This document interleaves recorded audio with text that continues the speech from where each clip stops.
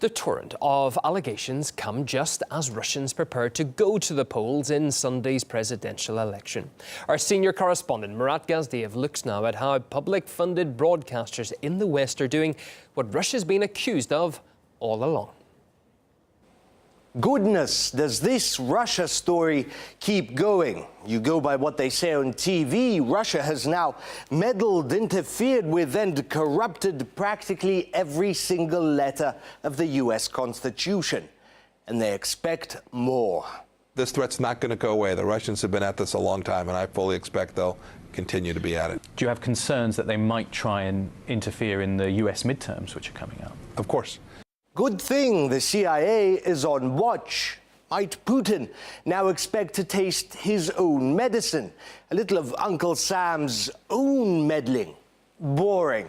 Been happening for years. You'd never believe how obvious they are about it. The US government's own Broadcasting Board of Governors. It's Cold War offspring. Voice of America, Radio Liberty, Current Time, etc. These guys will apparently go pretty far to sow mistrust among Russians. A so-called presidential campaign is ongoing, and people are saying some stuff. Today is Valentine's Day. In Russia, it should probably be celebrated as Love for Vladimir Putin Day. When people try to organize a demonstration or something against Putin, they tend to get arrested. Crazy stuff, huh? Imagine if someone on RT was this unprofessional. It might be fair to say this would be considered unacceptable by the Western establishment. Remember how they accused Russia of favoring a political candidate during the US election? You'd think they'd never do that themselves.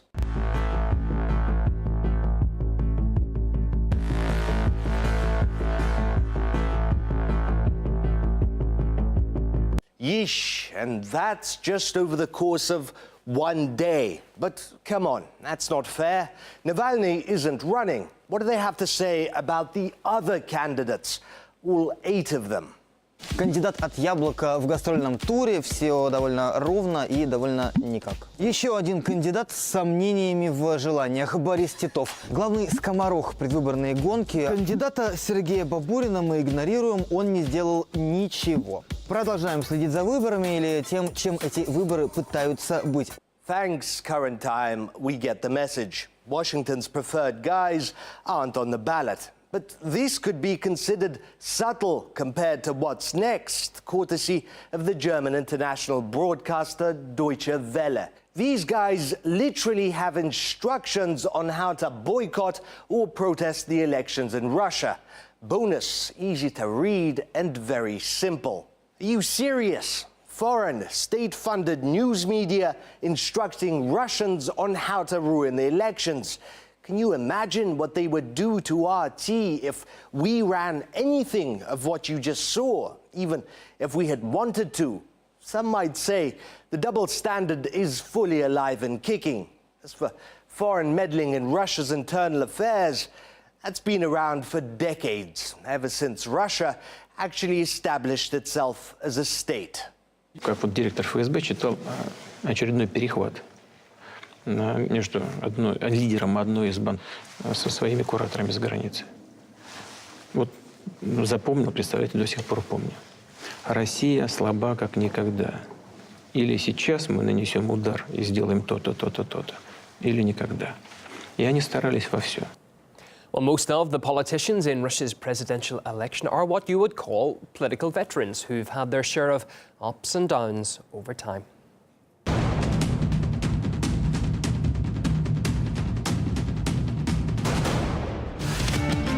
The red superpower's days are numbered, and change is in the air.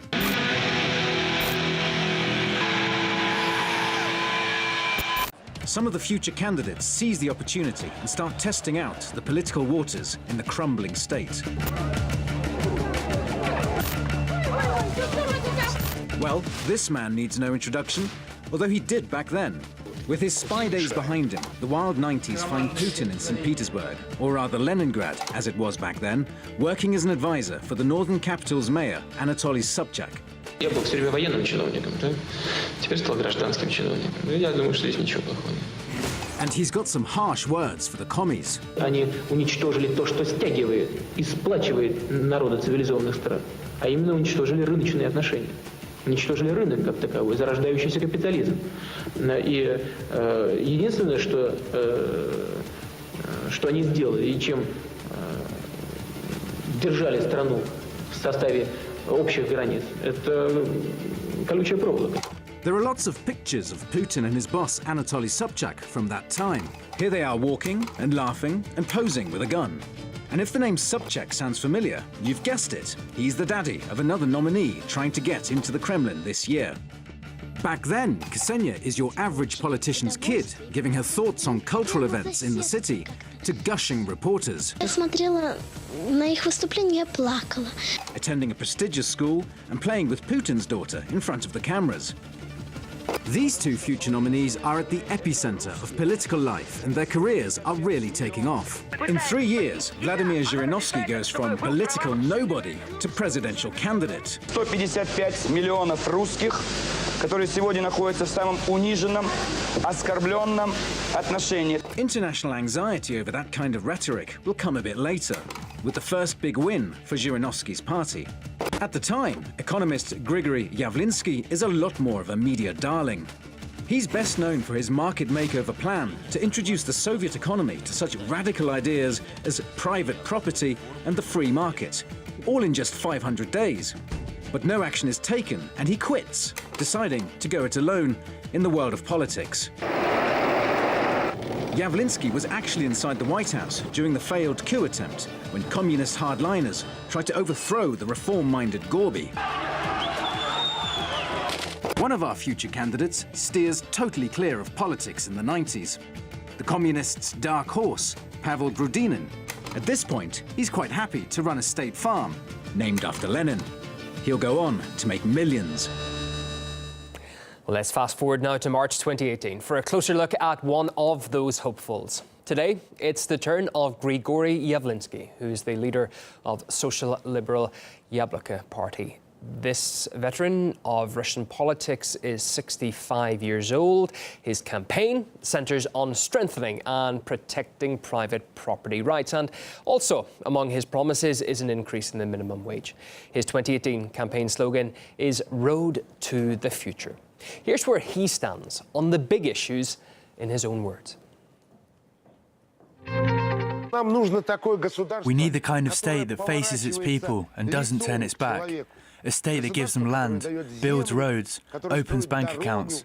We need the kind of state that has as its primary goal the protection of the life of each and every citizen. That's what we need our state to be like.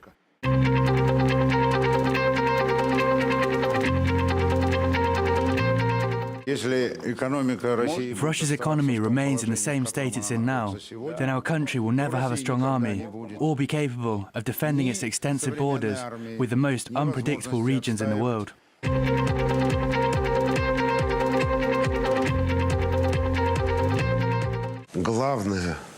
The country's main foreign policy goal should be to make its people rich and safe. Our foreign policy should be aimed at improving our quality of life and boosting economic growth. The country's citizens should be the ones benefiting from our foreign policy. In this regard, the last decade's foreign policy, led by Putin and Lavrov, has been an absolute disaster.